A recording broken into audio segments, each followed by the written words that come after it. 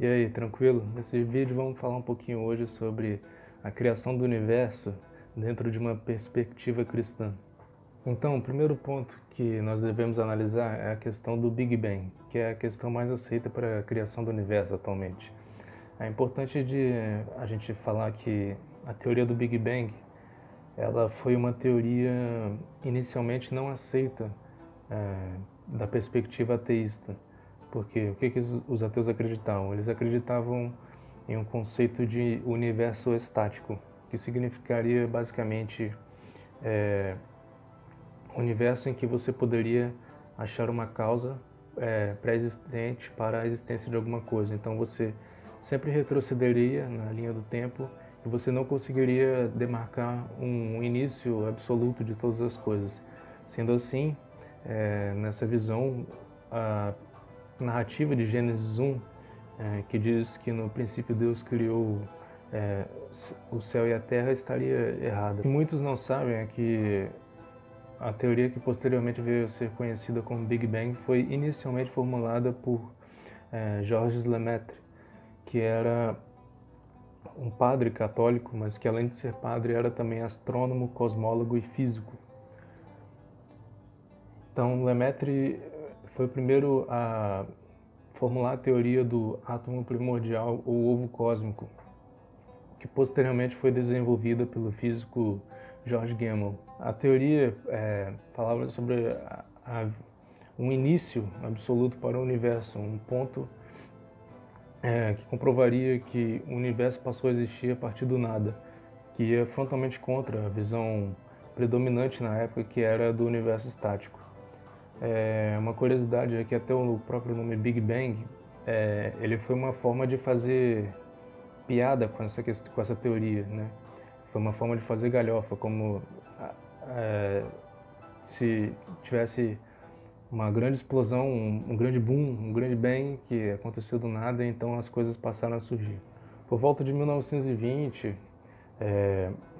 começaram-se a surgir pesquisas científicas que comprovavam a questão de que o universo teve um início.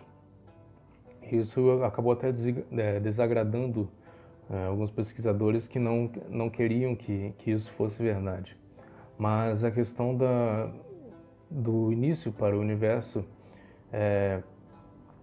sempre teve base num argumento cosmológico, que diz que tudo que teve um começo teve uma causa, o universo teve um começo, portanto o universo teve uma causa. Então, quais que são os fundamentos para as premissas desse pensamento? Então, no caso da primeira premissa, que diz que tudo que teve um começo teve uma causa, essa premissa é baseada na lei da causalidade, que diz que tudo que vem a existir tem uma causa. E isso é justamente aquilo que move a ciência, buscar os motivos para a existência de determinada coisa, é a investigação por trás dos fenômenos. Então, o grande cético David Hume, ele disse: nunca fiz a tão absurda proposição de que alguma coisa possa surgir sem uma causa. A segunda premissa, por sua vez, que diz que o universo teve um começo, ela possui basicamente 5 grandes pontos de comprovação que podem ser facilmente lembradas pelo acrônimo SURGE.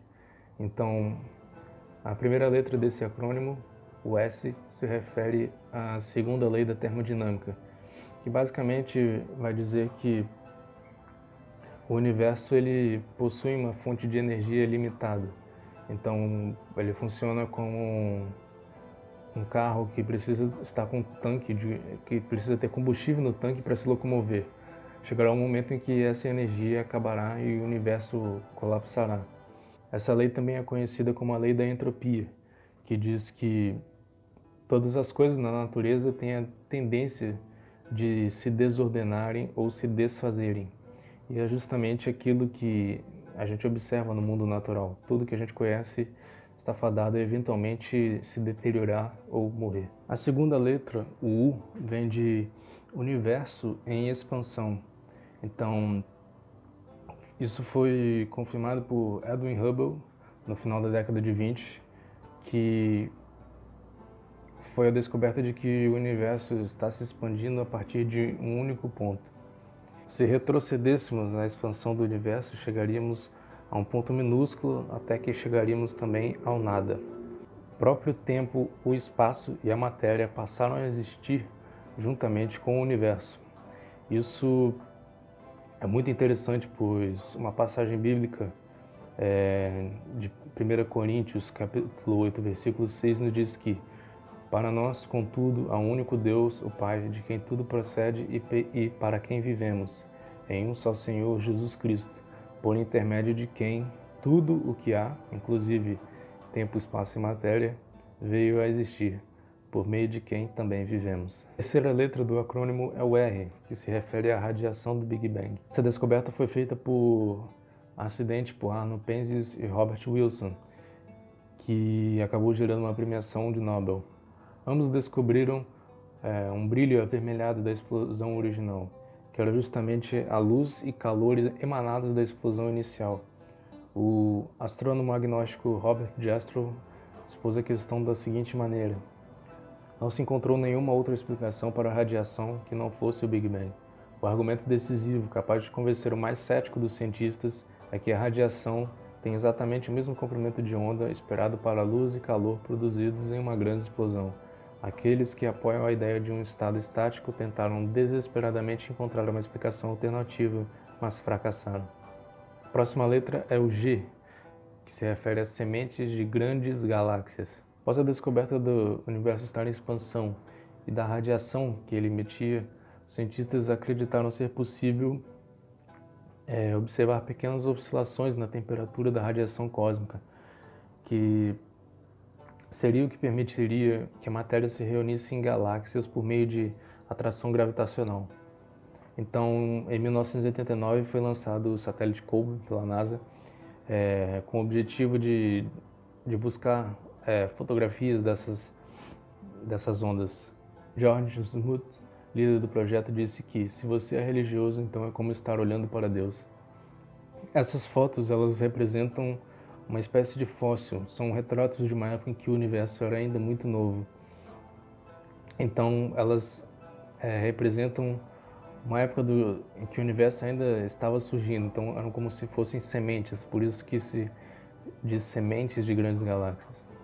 As observações do COBE revelaram que o universo tinha a mesma temperatura em todos os comprimentos de onda observados em todas as direções. A precisão matemática é tamanha que para que o universo existisse como existe hoje, a chance era de 1 em 100 mil. Por fim, a última letra é o E, relativo à teoria da relatividade de Einstein, que basicamente diz que o tempo, o espaço e a matéria precisam de um início absoluto para os três. George Smoot concluiu que não há dúvida de que existe um paralelo entre o Big Bang como um fato e a posição cristã da criação com base no nada. De qualquer forma, essas descobertas só vieram a confirmar um dos argumentos cosmológicos mais famosos, chamado de Kalam, que diz que um número infinito de dias não tem fim. Hoje é o dia final da história, portanto, não houve um número infinito de dias antes de hoje, ou seja, o tempo teve início. Esse argumento basicamente diz o seguinte: para um conceito estático, o universo necessariamente seria infinito, mas como infinito se o dia final da história, que é hoje, chegou? Os dias passados existem, o dia de hoje existe, mas o dia de amanhã não existe. O dia de hoje nunca poderia ter vindo a acontecer se realmente a linha temporal fosse infinita, porque você não consegue formar uma linha temporal em que apenas o começo dela seja infinito, mas o final dela seja finito. Isso, por definição, não é infinitude. Ademais, não se pode adicionar qualquer coisa a algo que é infinito. Ainda assim, a cada dia nós iremos adicionando mais um dia à nossa história. A partir dessas questões se levanta muitas vezes a pergunta: então, quem criou Deus? Essa pergunta parece ter fundamento com base na lei da causalidade. Mas se nós lembrarmos, a lei da causalidade diz que tudo o que vem a existir possui uma causa. Entretanto, Deus não veio a existir. Deus é eterno. Deus é conhecido como a causa primeira de todas as coisas. A partir disso, pelo fato dele ter criado o universo, ter criado também o próprio tempo, próprio espaço, a própria matéria, nós temos que considerá-lo como um ser superior que excede todas essas coisas. Portanto, é um ser autoexistente, atemporal, não espacial e imaterial. Portanto, é um ser que não possui limitações, então um ser infinito.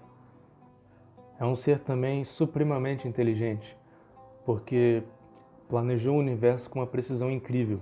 Porque se o universo tivesse se expandido numa taxa maior do que ocorreu, as galáxias não teriam se formado. E, ao mesmo tempo, se o universo tivesse se expandido em uma taxa milionesimamente mais lenta, a expansão teria parado e o universo teria desabado sobre si mesmo. Deus se mostra como um ser pessoal, afinal, ele decidiu criar o universo a partir do nada. Forças impessoais não têm capacidade de decidirem, de tomar decisões. Essas características atribuídas a Deus a partir da análise do surgimento do universo são plenamente correspondentes às características do Deus da visão teísta. É isso, pessoal. Obrigado mais uma vez por estar aqui. Compartilhe o vídeo, curta, se inscreva no canal. Shukran.